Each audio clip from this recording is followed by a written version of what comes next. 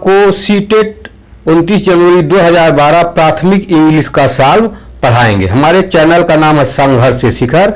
आप YouTube पे जाके संघर्ष से शिखर बाय विवेक मिश्रा सर सीटेट सॉल्व, आप जिस संघ को पढ़ना उस संघ को डाल दीजिएगा, आ जाएगा। और एग्जाम के पहले ही मैं आपको संपूर्ण सीटेट इंग्लिश का सॉल्व पढ़ा दूंगा।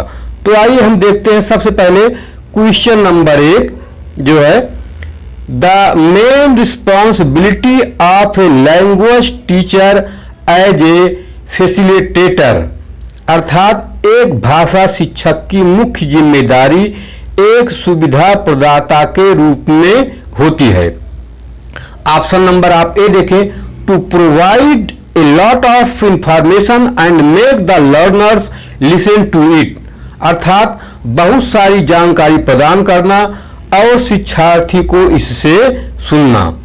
अब ऑप्शन नंबर बी देखें, to strictly control the class and cover the syllabus in quick time, अर्थात कक्षा को सख्ती से नियंत्रित करना और पाठ्यक्रम को त्वरित समय में पूरा करना।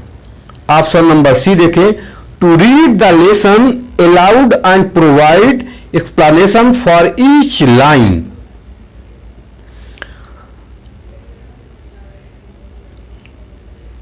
पाठों को जोर से पढ़ना और प्रत्येक पंक्ति के लिए स्पष्टीकरण प्रदान करना।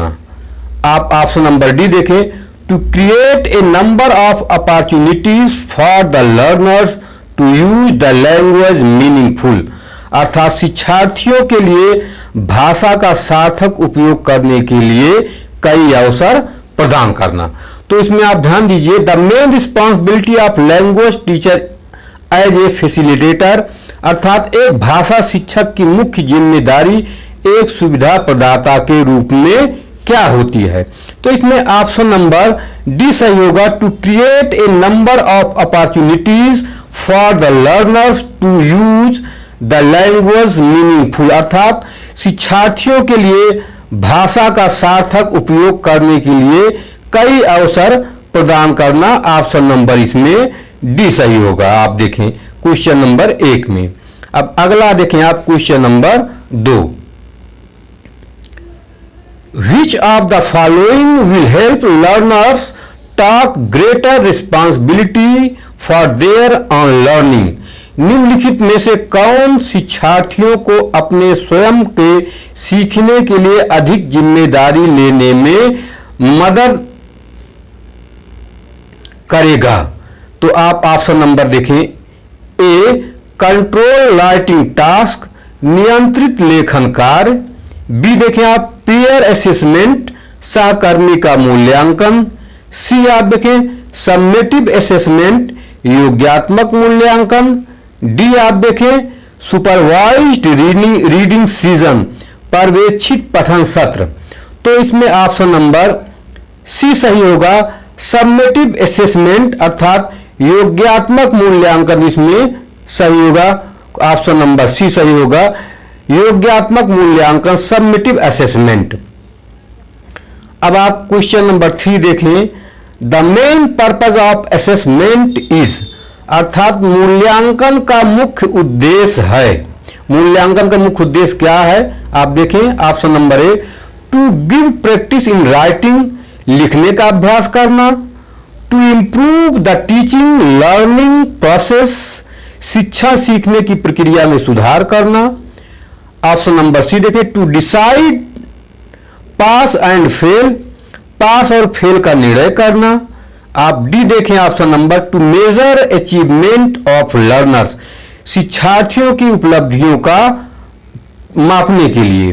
तो इसमें ऑप्शन नंबर कौन सा सही होगा, the main purpose of assessment is, अर्थात इसमें ऑप्शन नंबर सही होगा B, to improve the teaching learning process, शिक्षा सीखने की प्रक्रिया में सुधार करना। ऑप्शन नंबर इसमें बी सही होगा, to improve the teaching learning process. Option number B, शिक्षा सीखने की प्रक्रिया में सुधार करना। इसमें क्वेश्चन नंबर इसमें बी सही होगा। क्वेश्चन नंबर 3 में बी सही होगा।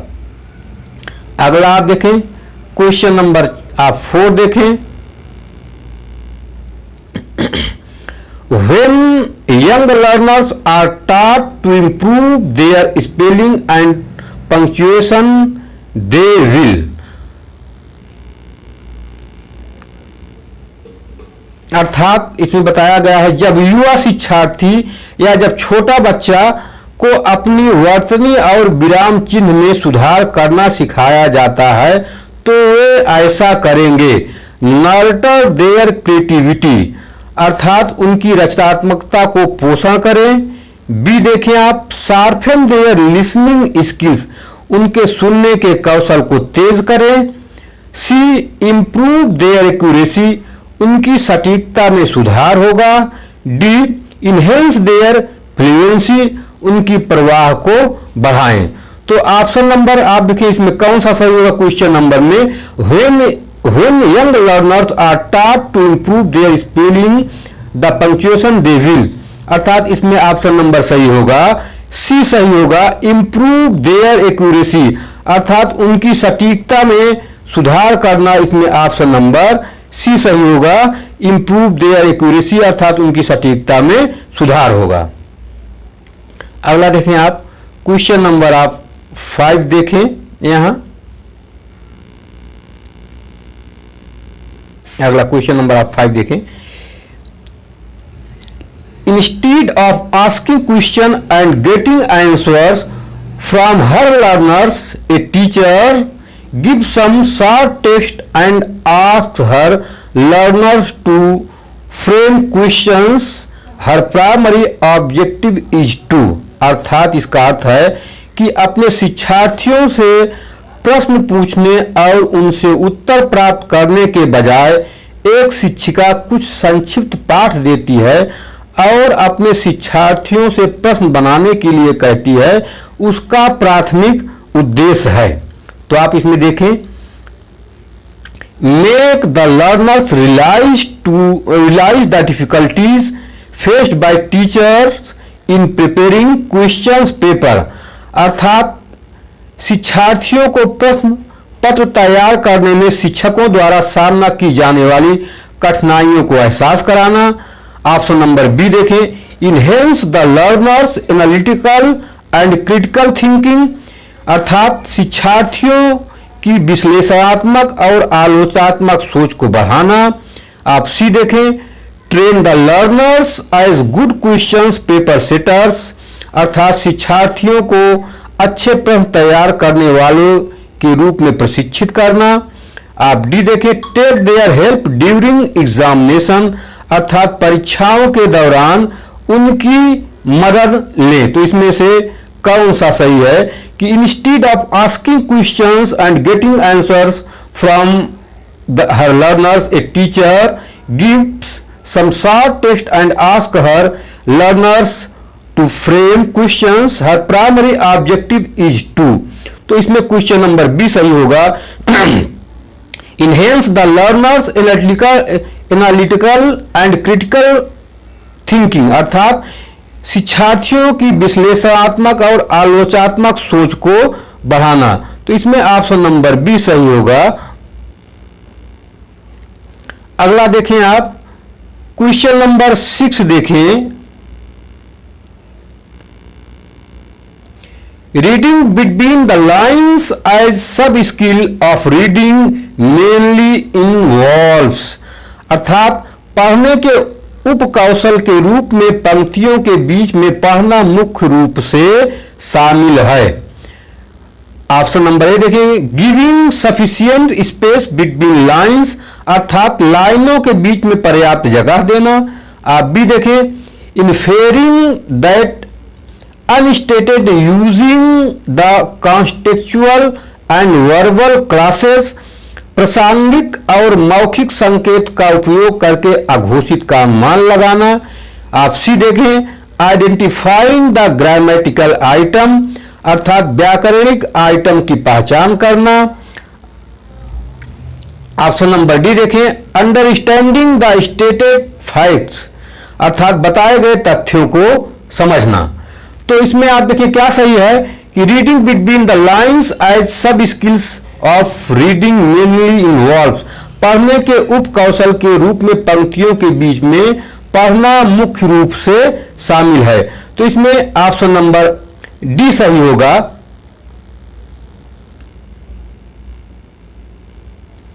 अंडरस्टैंडिंग टू स्टेटेड फैक्ट्स अर्थात बताए गए तथ्यों को समझना, ऑप्शन नंबर डी सही होगा इसमें। अगला देखें आप, क्वेश्चन नंबर 7 देखें आप। Correct speech habits can be developed most effectively through. सही भाषण आदतों को सबसे प्रभावी ढंग से विकसित किया जाता है। वोकैबुलरी प्रैक्टिस शब्दावली अभ्यास, क्विज़ेस प्रश्नोत्तरी, डिक्टेशन सूत्रलोक, प्रोनाउंसिएशन प्रैक्टिस उच्चारण अभ्यास। तो आप देखें, correct speech habit can be developed most effectively through. सही भाषण आदतों को सबसे प्रभावी ढंग से विकसित किया जा सकता है। तो भाषण को सबसे अच्छी विकसित करने की कला क्या होती है, इसमें ऑप्शन नंबर डी सही होगा। प्रोनाउंसिएशन प्रैक्टिस अर्थात जितना आप उच्चारण अभ्यास करेंगे उतना ही अच्छा आपका बोलने का प्रयास अच्छा होगा। अगला देखें आप, क्वेश्चन नंबर आप 8 देखें। आप क्वेश्चन नंबर 8 देखें। After reading a poem a teacher involves the learners in group work. One group rights the summary of the poem, another draw a picture to depict the main theme and it, another sets the poem to music the activity। अर्थात एक कविता को पढ़ने के बाद शिक्षक विद्यार्थियों को समूह कार्य में शामिल करता है। एक समूह कविता का सारांश लिखता है, दूसरा मुख्य विषय को दर्शाने के लिए चित्र बनाता है और दूसरा समूह कविता को संगीत में ढालता है। यह कार्य है। तो आप इसमें देखें जो है, पहला देखें, creates to diverse abilities and interests अर्थात विविध क्षमताओं और रुचियों को पूरा करता है। आप भी देखें, is aimed at preparing the learners for assessment शिक्षार्थियों को पाठ से विचलित कर देगा। आप सी देखें, will distract the learners from the lessons अर्थात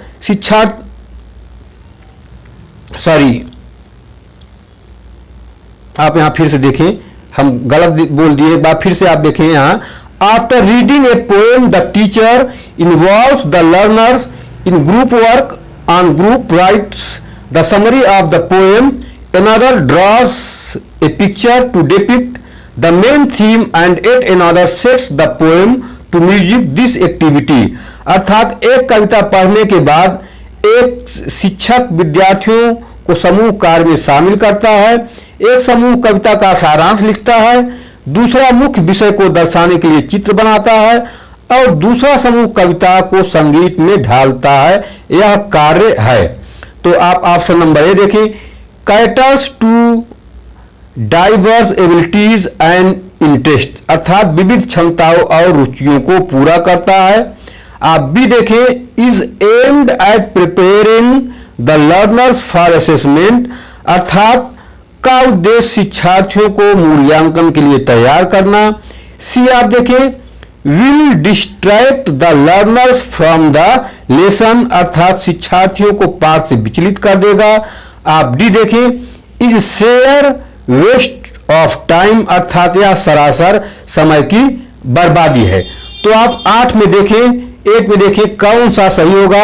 after reading a poem a teacher involves the learners in group work, one group rights the summary of the poem, another draws a picture to depict the main theme and yet another sets the poem to music this activity अर्थात एक कविता पढ़ने के बाद शिक्षक विद्यार्थियों को समूह कार्य में शामिल करता है, एक समूह कविता का सारांश लिखता है, दूसरा मुख्य विषय को दर्शाने के लिए चित्र बनाता है और दूसरा समूह कविता को संगीत में ढालता है।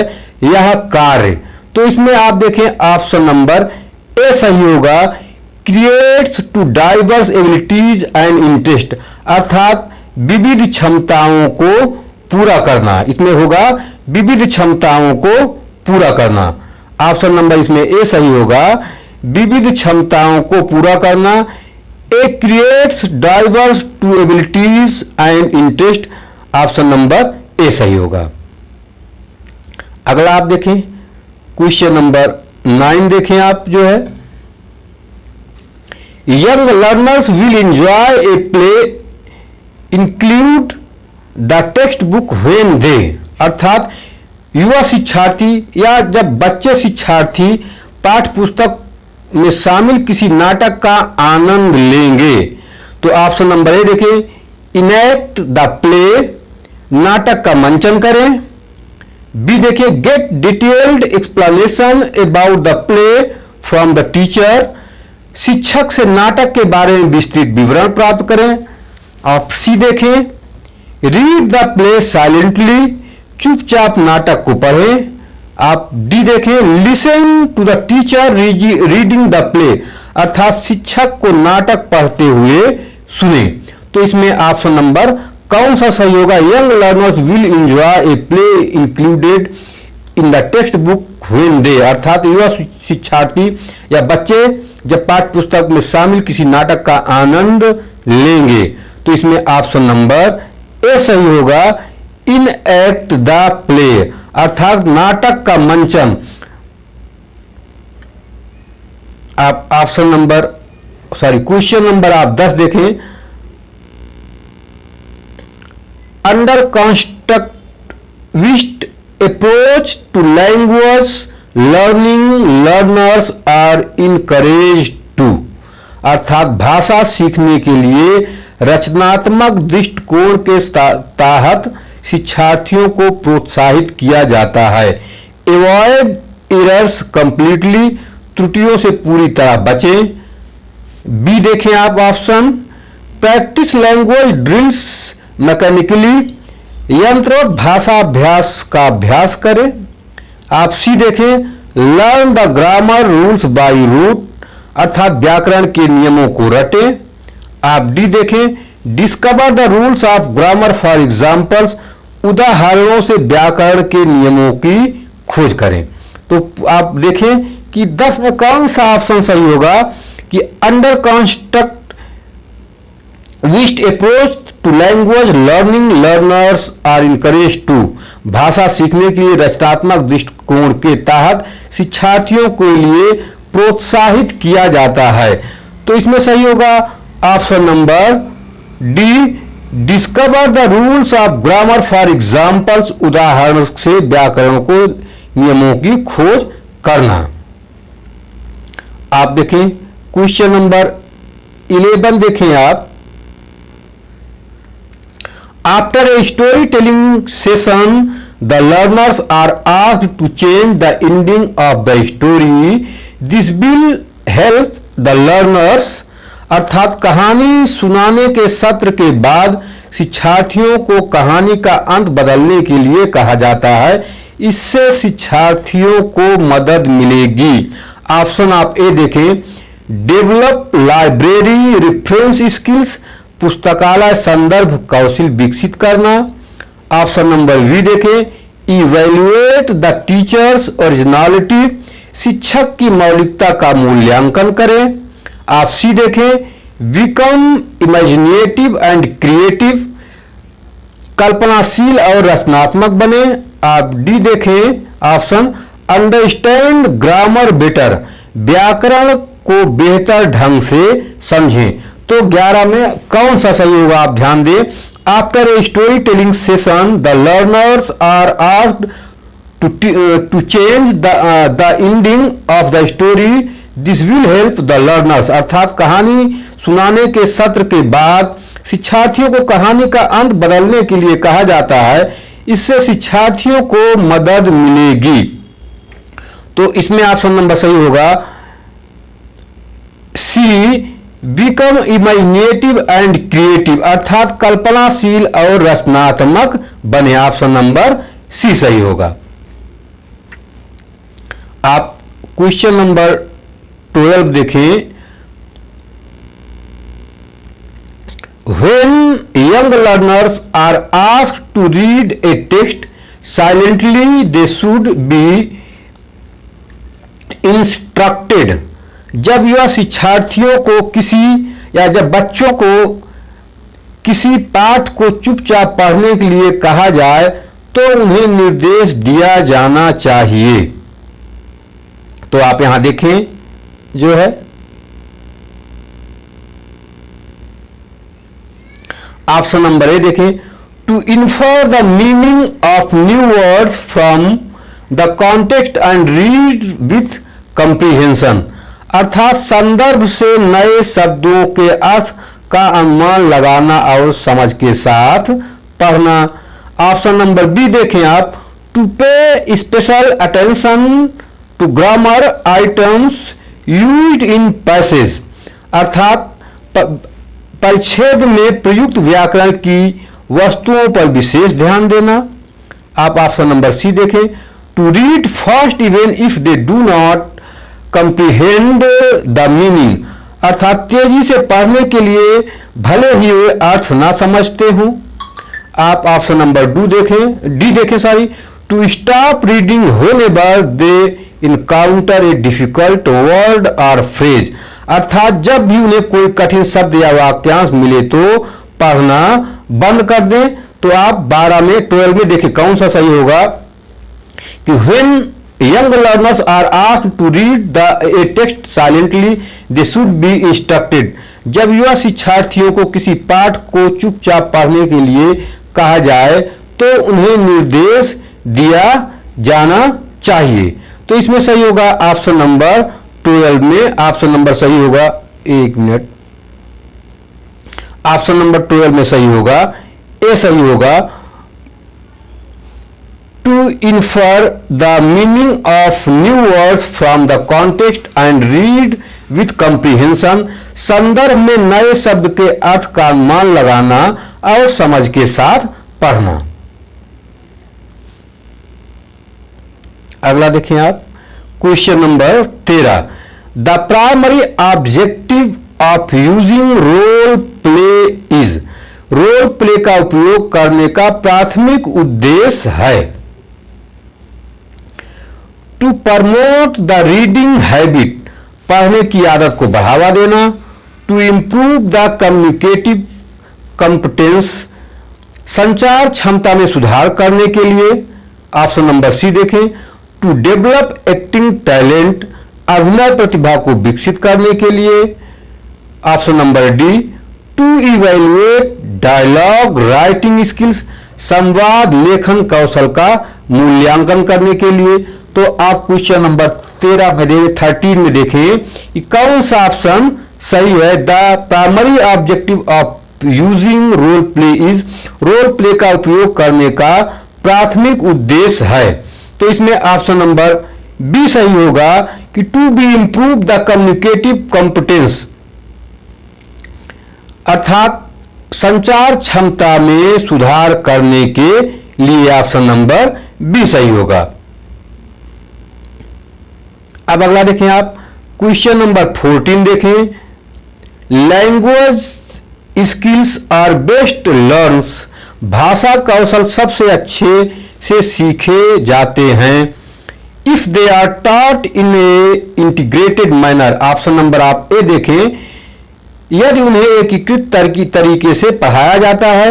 ऑप्शन नंबर आप बी देखें, with the help of challenging and mechanical, चुनौतीपूर्ण और यांत्रिक की मदद से। ऑप्शन नंबर आप सी देखें, when they are introduced is isolation one skills at item, जब उन्हें अलगाव में पेश किया जाता है तो एक समय में एक कौशल। आप डी देखें, only through written test and assignment, केवल लिखित परीक्षा और असाइनमेंट के माध्यम से। तो आप 14 में देखें कौन सा ऑप्शन सही है। Language skill are best learned, अर्थात भाषा कौशल सबसे अच्छा या सबसे अच्छे ढंग से सीखे जा सकते हैं if they are taught an integrated manner, यदि उन्हें एकीकृत ढंग से पढ़ाया जाए। तो ऑप्शन नंबर इसमें ए सही होगा, if they are taught an integrated manner, यदि उन्हें एकीकृत तरीके से या एकीकृत ढंग से पढ़ाया जाए। अब आप क्वेश्चन नंबर 15 देखें। Substitution table drill helps teachers in, अर्थात प्रतिस्थापन तालिका ड्रिल से शिक्षकों को मदद मिलती है। ऑप्शन नंबर ए देखें, improving the fluency of learners, शिक्षार्थियों के प्रवाह में सुधार। आप भी देखें, इवैल्यूएटिंग द लिसनिंग स्किल्स, सुनने के कौशल का मूल्यांकन करना। ऑप्शन नंबर आप सी देखें, गिविंग कंट्रोल्ड लैंग्वेज प्रैक्टिस, नियंत्रित भाषा का अभ्यास देना। ऑप्शन नंबर डी देखें, डेवलपिंग फ्री राइटिंग स्किल्स, स्वतंत्र लेखन कौशल को विकसित करना। तो आप देखें 15 में कौन सा ऑप्शन सही होगा। Substitution table drill helps teacher इन, प्रतिस्थापन तालिका ड्रिल से शिक्षकों को मदद मिलती है। तो 15 में ऑप्शन नंबर सही होगा, सी सही होगा, गिविंग कंट्रोल लैंग्वेज प्रैक्टिस, अर्थात नियंत्रित भाषा अभ्यास देना। अब आप पैराग्राफ देखें। जब भी हम आपको पीडीएफ नोट देंगे तो आपको हम एक्सप्लेनेशन के साथ देंगे। वह नोट जो मिलेगा उसमें आंसर जो रहेगा इंग्लिश और हिंदी में दोनों में एक्सप्लेनेशन के साथ रहेगा, और जो भी त्रुटियां हुई हैं हम उन त्रुटियों को सुधार कर देंगे, क्योंकि टाइप करते समय बहुत परिश्रम करना पड़ता है। इंग्लिश और हिंदी में लिखना इतना आसान नहीं है, कहीं न कहीं त्रुटि हुई है, और हम आपको पीडीएफ देते समय उसको सुधार देंगे। अपने पीडीएफ का व्हाट्सएप नंबर मैं यहाँ लिख दिया हूँ यूट्यूब पे। तो अब आप हम आइए पैराग्राफ को पढ़ते हैं, यहाँ ध्यान देते हैं।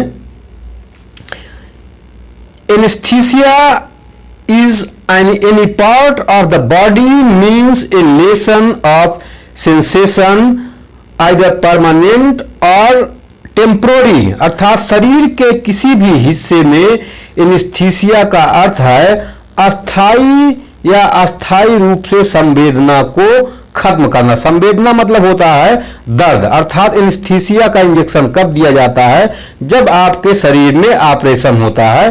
तो यहाँ ऑपरेशन के संबंध में बात की गई है कि एनेस्थीसिया का क्या महत्व है। अगली आप लाइन देखें, the term is usually used to describe the artificially produced loss of, अर्थात इस शब्द का प्रयोग आमतौर पर कृत्रिम रूप से उत्पादित हानि का वर्णन करने के लिए किया जाता है। अगली लाइन आप देखें जो है नेक्स्ट,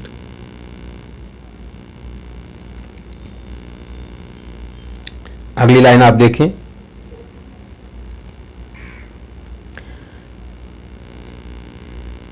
फाइव देखें, sensation which makes a surgical operation painless, अर्थात संवेदना। सेंसेशन मीन्स संवेदना, सेंसेशन मीन्स होता है संवेदना।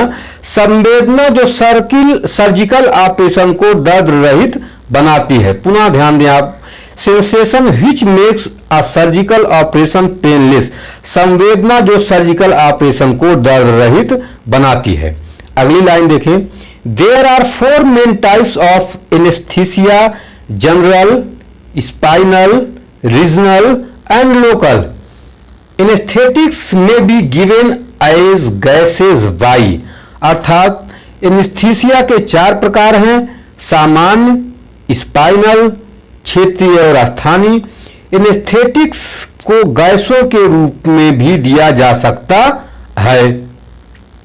अगला देखें आप, लाइन नंबर 10 आप देखें जो है, इनहलेशन, अर्थात इनहलेशन मीन्स होता है सांस लेना, और as drugs injected into a vein, a patient's given general anaesthesia loss consciousness, अर्थात सांस लेना या नस में दवाओं के इंजेक्शन के रूप में एक मरीज को सामान्य एनेस्थीसिया दिया जाता है और वह चेतना खो देता है।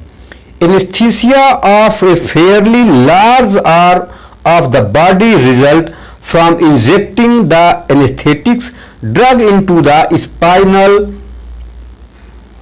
canal all, अर्थात रीढ़ की हड्डी की नलिका में संवेदनाहारी दवा को इंजेक्ट करने से शरीर में काफी बड़े पैमाने में संज्ञा हरण होता है, अर्थात कि जहां भी एनेस्थीसिया का इंजेक्शन दिया जाता है वहां दर्द खत्म हो जाता है।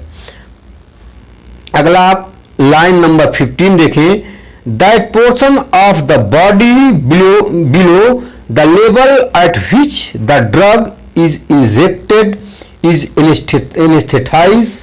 Regional anaesthesia is the injecting of nerves as they emerge from the spinal column. The anaesthesia induced by this, शरीर का वह हिस्सा जिस स्तर पर दवा इंजेक्ट की जाती है उससे नीचे का हिस्सा एनेस्थीज्ड होता है। रीजनल एनेस्थीसिया रीढ़ की हड्डी से निकलने वाली नसों को इंजेक्ट करना है, इससे प्रेरित एनेस्थीसिया। अगला आप देखें लाइन नंबर 20 देखें आप, method affects only that area of the body supplied by those nerves, अर्थात विधि शरीर के केवल उस क्षेत्र को प्रभावित करती है जो उन तंत्रिकाओं द्वारा आपूर्ति की जाती है। अगली आप देखें, the drug in injected directly at the site of the operative incision and sometimes also into the nearby surrounding tissues, अर्थात स्थानीय एनेस्थीसिया में दवा को सीधे ऑपरेटिव चीरे की जगह पर कभी कभी आसपास के ऊतकों में भी इंजेक्ट किया जाता है। आप लाइन नंबर 25 देखें, formerly the most commonly used local anaesthetic was cocaine, a drug extracted from the leaves of the coca bush and introduced in 1879, अर्थात पूर्व में सबसे अधिक इस्तेमाल की जाने वाली स्थानीय संवेदनाहारी कोकीन थी। कोका झाड़ी की पत्तियों से निकाली गई एक दवा थी जिसे 1879 में पेश किया गया था या खोज किया गया था या दिया गया था। अगला आप अगली लाइन देखें, but it has some disadvantages and sometimes undesirable, अर्थात लेकिन इससे कुछ नुकसान हैं और कभी कभी अवांछनीय भी हैं। आप लाइन नंबर 30 देखें, side effects for spinal, regional and local anaesthesia. Procaine are one of the several modification of procaine is now widely used instead of cocaine, अर्थात दुष्परिणाम इसके साइड इफेक्ट क्या दुष्परिणाम, रीढ़ की हड्डी क्षेत्रीय और स्थानीय संज्ञाहरण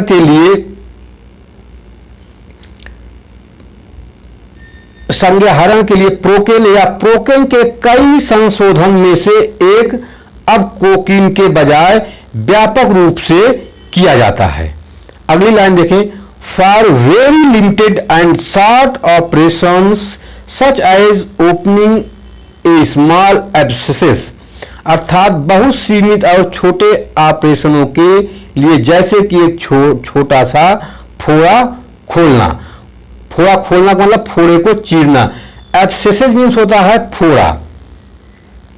अगला आप देखें लाइन नंबर 35, लोकल एनेस्थीसिया में be induced by spraying rather than injecting. Rather than injecting का अर्थ होता है इंजेक्शन के बजाय।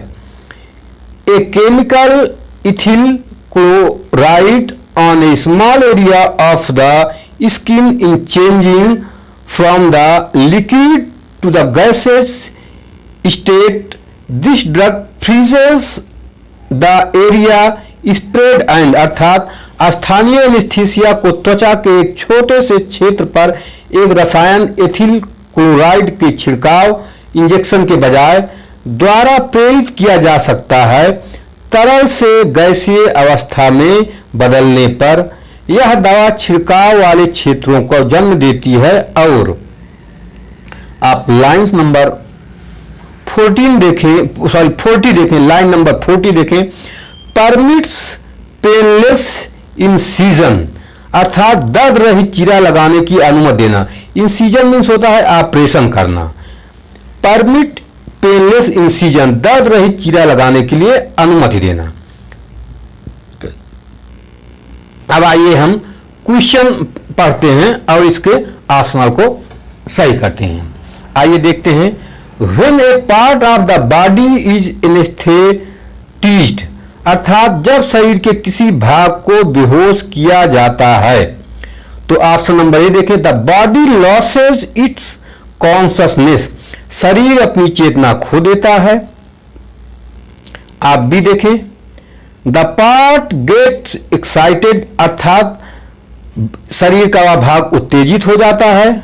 आप सी देखें, the part loses the ability of feel any pain अर्थात शरीर का वह हिस्सा दर्द महसूस करने की क्षमता खो देता है।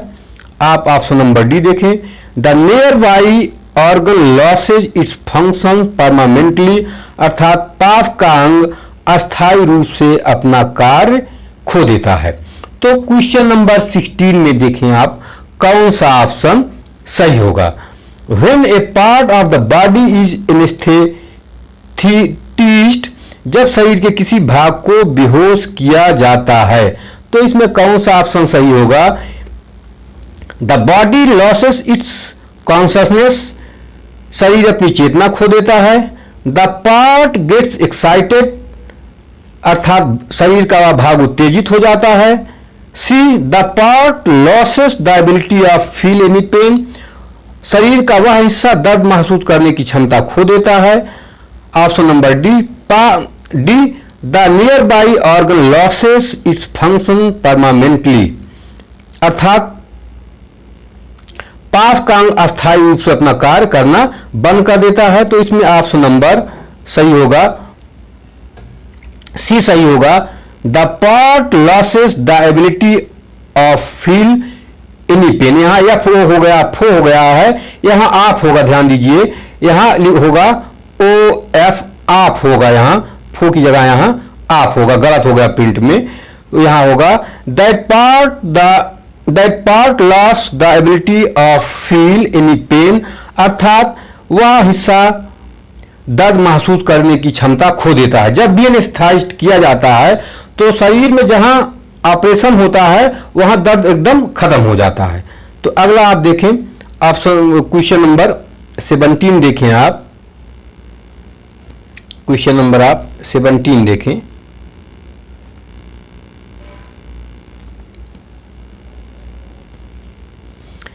The real purpose of using anaesthetics अर्थात एनेस्थेटिक्स का प्रयोग का वास्तविक उद्देश्य है to perform operation without causing pain अर्थात ऑप्शन नंबर ए दर्द पैदा किए बिना ऑपरेशन करना। आप देखें option number B to artificially produce loss of sensation अर्थात कृत्रिम रूप से संवेदना को हानि उत्पन्न करना। ऑप्शन नंबर आप सी देखें to artificially produce option number B देखें पुनः आप to artificially produce loss of sensation कृत्रिम रूप से संवेदना की हानि उत्पन्न करना। आप सी देखें to care patients of diseases अर्थात रोगियों के ठीक करने के लिए। ऑप्शन नंबर डी देखें टू मेक पेशेंट्स अनकॉन्शियस अर्थात मरीजों को बेहोश करने के लिए। तो इसमें 17 में आप देखें कि the real purpose of using anaesthetics अर्थात एनेस्थेटिक का प्रयोग वास्तविक रूप से किया जाता है। तो इसमें ऑप्शन नंबर ए सही होगा to perform operation without causing pain अर्थात दर्द पैदा किए बिना ऑपरेशन करना। ऑप्शन नंबर ए सही होगा। अब आप अगला क्वेश्चन नंबर 18 देखें आप, क्वेश्चन नंबर आप 18 देखें यहां।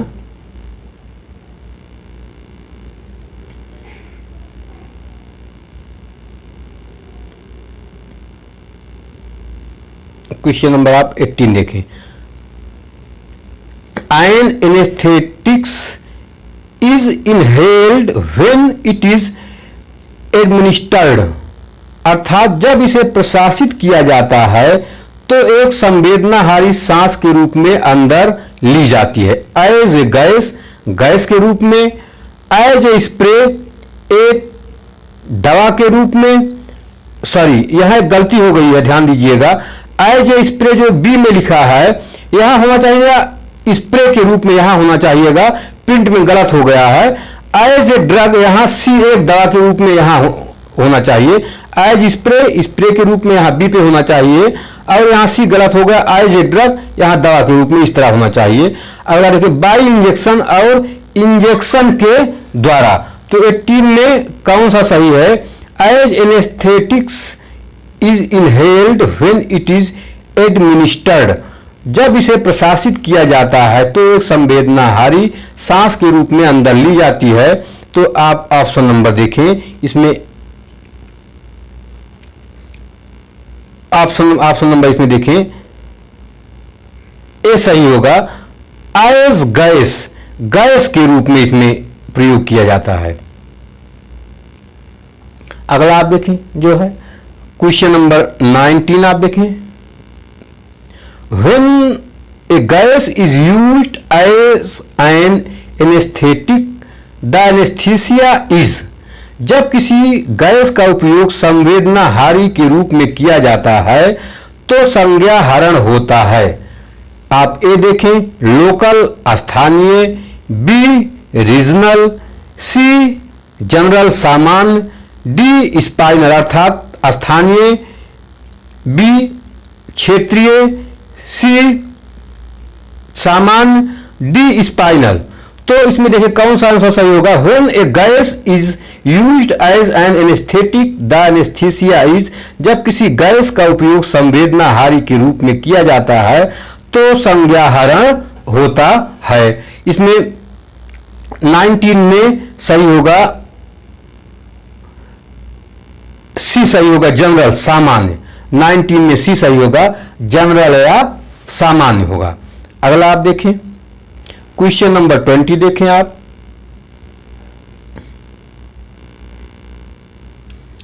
Spinal anaesthesia is record to when, अर्थात स्पाइनल एनेस्थीसिया का सहारा कब लिया जाता है? The operation involves a big area of the body, operation में शरीर का एक बड़ा क्षेत्र शामिल होता है। B a drug has to be injected into the vein, एक दवा को नस में इंजेक्ट करना होगा। सी आप देखें, a patient has to be made unconscious, रोगी को बेहोश करना पड़ता है। डी देखें, a small area has to be anaesthetised, अर्थात एक छोटे क्षेत्र को संवेदनाहारी करना होगा। तो आप देखें बी में spinal anaesthesia is recorded to when, अर्थात स्पाइनल एनेस्थीसिया का सहारा कब लिया जाता है? तो बी में सही होगा option number B, a drug has to be injected into the vein, अर्थात एक दवा को नस में इंजेक्ट करना होगा। ऑप्शन नंबर इसमें बी सही होगा, 20 में। अब अगला देखें question number 21। The expression the site of the operative incision lines 22-23 means, अर्थात इसमें दिया जा रहा है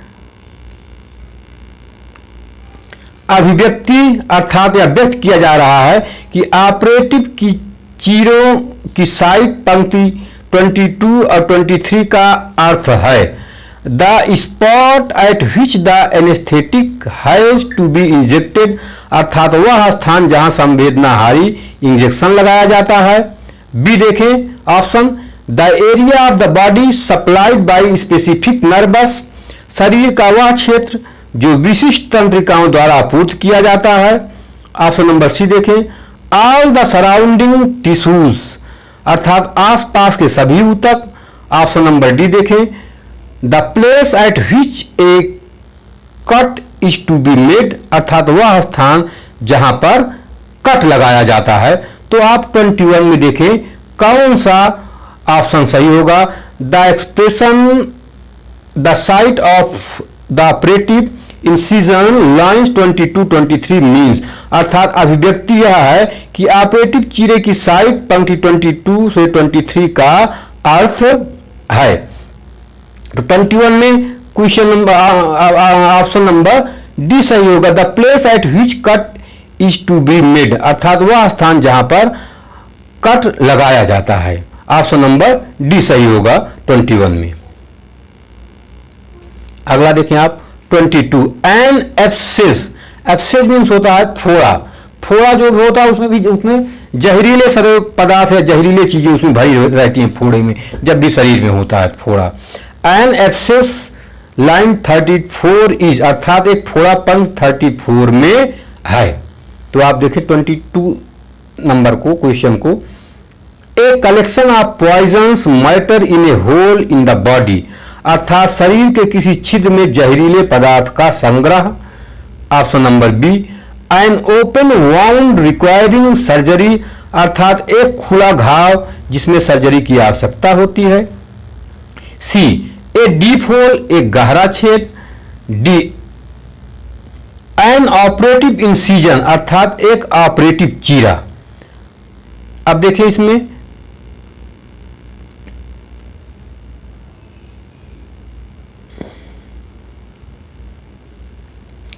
क्वेश्चन नंबर 22 में कौन सा ऑप्शन सही है। एन एब्सेस लाइन 34 इज, अर्थात एक फोड़ा 34 में, एक फोड़ा पंक्ति 34 में है। तो 22 में क्या सही होगा। इसमें देखिए ऑप्शन नंबर ए सही होगा। A collection of poisonous matter in hole in the body, शरीर के किसी छिद्र में जहरीले पदार्थ का संग्रह होना। आप क्वेश्चन नंबर 23 देखें, the word opposite in meaning to the word formerly line 25। Formerly means होता है पहले, जिसे हम बिफोर भी कहते हैं इंग्लिश में। फॉर्मली मीन्स होता है पहले।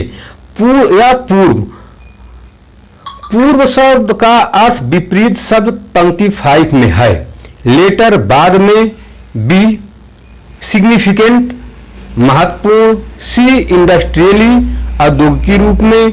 डी, फॉर्चुनेटली, अर्थात सौभाग्य से। तो आप पुनः देखें क्वेश्चन नंबर 23 को, the word opposite in meaning to the word formerly line 25 is, अर्थात पूर्व शब्द का अर्थ विपरीत शब्द पंक्ति 25 में है। अर्थात पूर्व शब्द का विपरीत क्या होगा, इसमें पूछा गया पूर्व शब्द का विपरीत क्या होगा। तो इसमें होगा क्वेश्चन नंबर ए सही होगा, लेटर, अर्थात फॉर्मली का अपोजिट होता है लेटर बाद में। 23 में ऑप्शन नंबर ए सही होगा, लेटर बाद में। अगला देखें question number 24, anaesthetic line 25 is, अर्थात एनेस्थेटिक पंक्ति 25 में है। एन वर्ब, अर्थात एन एडवर्ब, अर्थात एक क्रिया विशेषण के रूप में। ए नाउन, एक संज्ञा के रूप में। ए वर्ब, एक क्रिया के रूप में। ए वर्ब, एक क्रिया के रूप में। एन एडजेक्टिव, एक क्रिया विशेषण। आप लोग ध्यान दीजिए, थोड़ा यहां भी गलती हो गई लिखने में, प्रिंट करने में। 25 anaesthetic line 25 is an adverb, यहां तो सही है, एक क्रिया विशेषण के रूप में। ए नाउन, एक संज्ञा के रूप में। ए वर्ब जो है, इसमें सी जो दिया गया है, यहां नीचे वाला डी सही होगा, एक क्रिया के रूप में होगा। ए वर्ब यहां एक क्रिया के रूप में सही होगा। इसको हम आपको जब पीडीएफ देंगे तो वहां सही कर देंगे। ए वर्ब एक क्रिया के रूप में यहां सी पे होना चाहिए था। एन एडजेक्टिव एक विशेषण के रूप में यहां होना चाहिए था। तो आप देखें एनेस्थेटिक लाइन 25 इज, अर्थात एनेस्थेटिक पंक्ति 25 में है। तो एनेस्थेटिक 25 में जो किस रूप में प्रयोग किया गया है, एनेस्थेटिक यह एक संज्ञा है, एनेस्थेटिक क्या है? एक नाउन है, एक संज्ञा है। अगला वाक्य, पुनः आप पैराग्राफ को देखें। जो है हम आप पैराग्राफ पढ़ते हैं। पैराग्राफ में भेड़ काटने के भेड़ के बालों को काटने के समय में बारे में दर्शाया गया है। इस पैराग्राफ में जो है भेड़ के जो बाल काटे जाते हैं, किस समय में काटे जाते हैं, उसके बारे में दर्शाया गया है। तो आइए हम इसको पढ़ते हैं। The farmer is up before dawn on shearing day, driving his flock into pens. अर्थात कतरनी के दिन किसान सुबह होने से पहले उठ जाता है। By 8 o'clock the shearers arrive and after a hearty breakfast they take their places on। अर्थात और अपने झुंड को बाड़े में ले जाता है। रात बजे, यहाँ रात जो बजे लिखा है, रात 8 बजे तक यहाँ होना चाहिए। यहाँ रात बजे के बीच में पुनः ध्यान दीजिएगा, रात 8 बजे तक। रात 8 बजे तक कतरने वाले आ जाते हैं और भरपूर नाश्ते के बाद अपना स्थान ग्रहण कर लेते हैं। अगला आप देखें, long benches that the farmer has improvised in the pens. अर्थात लंबी बेंचें जिन्हें किसान ने कलमों, यहाँ पेन्स मतलब कलम का मतलब होता है बाड़ा, PENS, जो यहाँ पेन्स लिखा गया है, आप लोग ध्यान दें, यहाँ जो पेन्स लिखा गया है, यहाँ कलम लिखा गया है। कलम मीन्स होता है बाड़ा, अर्थात जिसमें भेड़ पाली जाती है बाड़ा होता है। पेन्स का अर्थ यहाँ कलमों की जगह जो लिखा है यहाँ बाड़ा होगा। तो आप देखें, long benches that the farmer has improved in the pens. अर्थात लंबी बेंचें जिन्हें किसान ने कलमों में सुधार किया, किसान ने जिन्हें बाड़ों में सुधार किया। shearers are taken from leathers cases and sharpened with whetstones.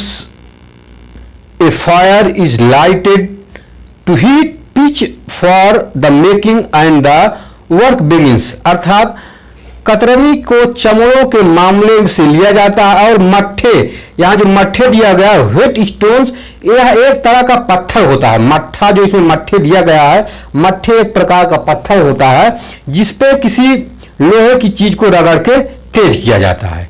तो वही मट्ठे यहाँ लिखा गया है, व्हेट स्टोन्स जिसे कहते हैं, लिया जाता है और मट्ठे से तेज किया जाता है। A fire is lighted to heat pitch for the marking and the work begins। तेज किया जाता है और अंकन के लिए पिच को गर्म करने के लिए आग लगाई जाती है और काम शुरू हो जाता है। अगला आप देखें, लाइन नंबर 20 आप देखें। Soon the shearers fall into their routine, a slight size a sheep from the pen and ties its feet no a cord because that might injure। अर्थात इसमें बताया गया, जल्द ही कतरने वाली अपनी दिनचर्या में आ जाते हैं। एक लड़का भेड़ को बाड़े से पकड़ लाता है और उसको शरीर को रस्सी से नहीं बल्कि उसके पैर को बांधता है। आप देखिए, इट्स फीट अर्थात उसके पैर को, नॉट विथ ए कार्ड मतलब अर्थात उसके शरीर को नहीं, उसके शरीर को रस्सी से नहीं बल्कि उसके पैरों को बांधता है जो है, क्योंकि वह घायल हो जाएगी। अगर उसके शरीर को बांध दिया जाए तो वह क्या हो जाएगी, माइट इंजर इट, यह घायल हो जाएगी। अगला ध्यान देखिए, but with a strip of shaking the sheep is carried to benches and the. अर्थात लेकिन टाट की एक पट्टी के साथ भेड़ को बेंचों पर लाया जाता है। और आप देखें लाइन नंबर 15 देखें आप जो है, shearers begins to slice off the wools। अर्थात कतरनी ऊन को काटना शुरू कर देती है। First he shearers the coarse wool from the sheep belly, they lays the animal on its side on the bench between his legs while he sniffs at the curly wool round the neck he works to end. सबसे पहले भेड़ को पेट से मोटे ऊन को कतरता है।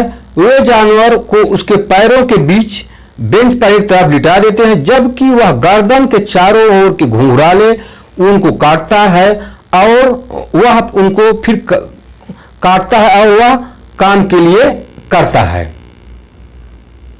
अगला आप देखें, लाइन नंबर 20 आप देखें यहां, लाइन नंबर 20 आप देखें यहां। Far along the ribs, peeling the wool back until it hangs like a clock doubled back over the animal. Then he turns the sheep over and begins on the unslipped side. अर्थात पसलियों के साथ साथ ऊन को तब तक छीलते रहो जब तक कि वह पशु ऊपर दुगने लबदे की तरह लटक न जाए। फिर वह भेड़ को पलट देता है और बिना कतरन वाली तरफ से शुरू करता है। In a few moments the whole fleece falls away in one. अर्थात कुछ ही क्षणों में सारी ऊन एक साथ गिर जाती है। अगला आप देखें जो है लाइन नंबर 25 आप देखें, piece looking like a dirty grey rug. अर्थात टुकड़ा एक गंदे भूरे गलीचे की तरह दिखता है। A few more snips from the shears and the wool is cut from either side of the sheep's tail leaving the animal white and naked. अगर टुकड़ा एक गंदे भूरे की गलीचे की तरह दिखता है, फिर क्या करता है, कैंची से कुछ और टुकड़े और भेड़ की पूंछ को दोनों ओर से ऊन काट दिया जाता है, जिससे जानवर क्या होता है, एकदम सफेद दिखने लगता है। The shearer pushes the sheep to the ground and. और ऊन कतरने वाला भेड़ को जमीन पर धकेल देता है जब उसकी ऊन को काट लेता है, जब ऊन को छील लेता है। अगला आप देखें लाइन नंबर 30 आप देखें, immediately calls for another animal. और तुरंत दूसरे जानवर को बुलाता है। मीनवाइल इसी बीच the lad doffs the farmer's mark in pitch on the newly shorn sheep, unties her legs and drives her out of the shearing pens। इसी बीच लड़का नई कटी हुई भेड़ पर किसान का निशान लगाता है। अर्थात जिस किसान की भेड़ की ऊन को काट दिया जाता है उस पर निशान लगा देता है, उसके पैर खोल देता है और उसे कतरने वाले बाड़े से बाहर निकाल देता है। आप लाइन नंबर 35 देखें, ए सेकेंड लाइट अर्थात दूसरा लड़का क्या करता है, the farmer's son seizes the fleece as it is tossed aside rolls it up. अर्थात किसान का बेटा ऊन को एक तरफ फेंकते ही पकड़ लेता है और उसे लपेटता है। It up tucking the tail wool in first and secures the bundle by knotting the neck. और पहले पूंछ ऊन को अंदर डालता है और गर्दन पर गांठ लगाकर बंडल को सुरक्षित करता है। Any loose dipping are gathered separately. किसी भी ढीले टुकड़े को अलग से इकट्ठा किया जाता है। आप लाइन नंबर 40 देखें, the work continues till 1 o'clock when the farmer's wife summons the men to dinner। अर्थात काम 1 बजे तक चलता रहता है जब किसान की पत्नी आदमियों को खाने पर बुलाती है। Each man finishes the sheep that is beside him, then the whole party goes back to the farm house, the men troop in to the. अर्थात प्रत्येक व्यक्ति अपने पास मौजूद भेड़ों को खत्म कर देता है। फिर पूरा दल फार्म हाउस में वापस चला जाता है। पुरुष इसमें शामिल हो जाता है। अगला देखें आप 45 देखें। From kitchen leaving their dogs to scuffle in the yard, अर्थात खेती की रसोई अपने कुत्तों को यार्ड में हाथापाई करने के लिए छोड़ देता है। अर्थात खेतों की रसोई में अपने कुत्तों को, यहाँ 3 ग्राफ प्रिंट हो गया है, खेतों की रसोई में कुत्तों को अपने यार्ड में हाथापाई करने के लिए या भेड़ों को सुरक्षित करने के लिए छोड़ देता है। आप अगला देखें। After the shortest of dinner, अर्थात डिनर ब्रेक के सबसे छोटे समय के बाद।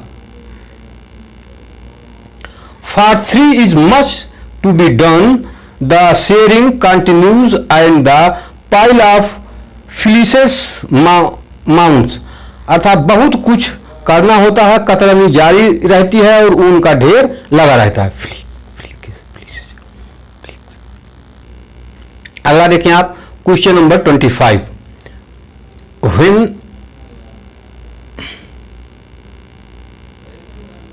क्वेश्चन नंबर 25 देखें।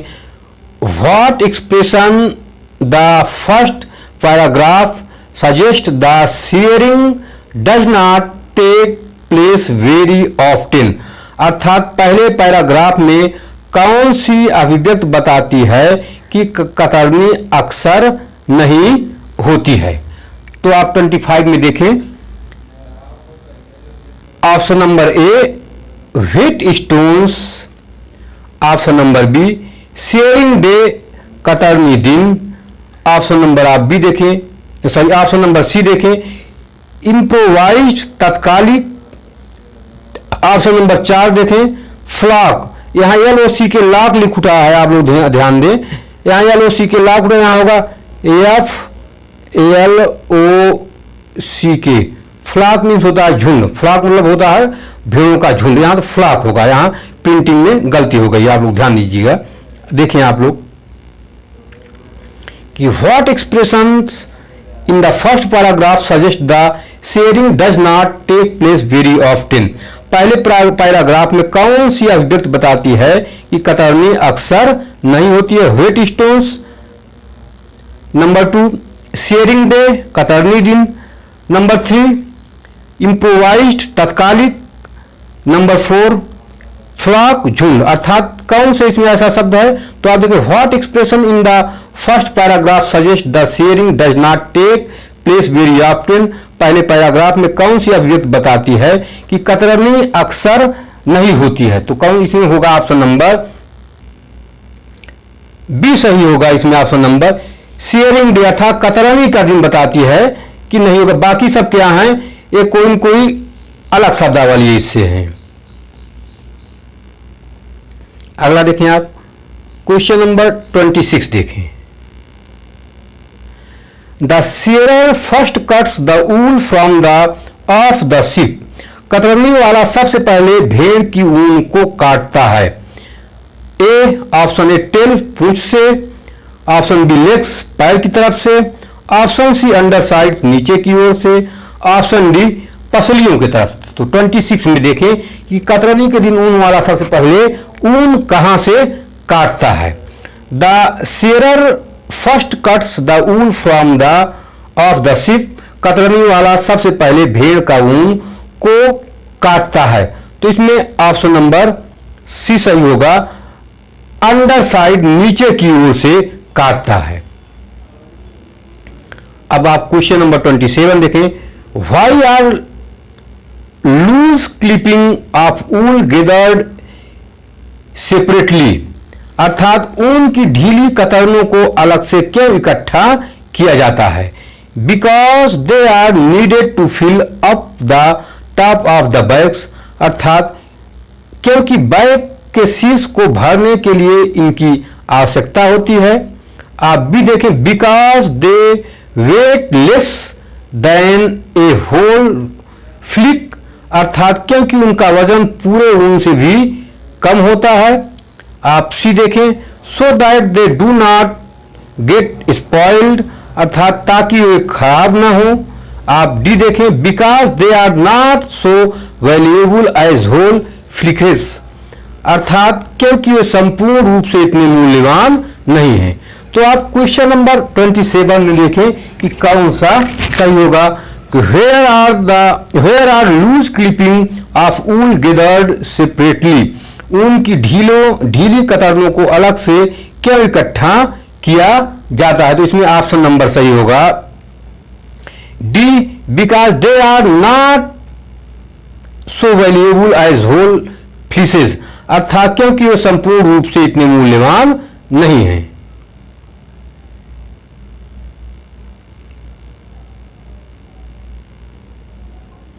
एक मिनट, अगला देखें आप लोग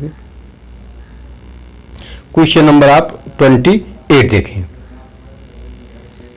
ऊल which has been sheared from a sheep is, अर्थात भेड़ से कतरा गया ऊन है।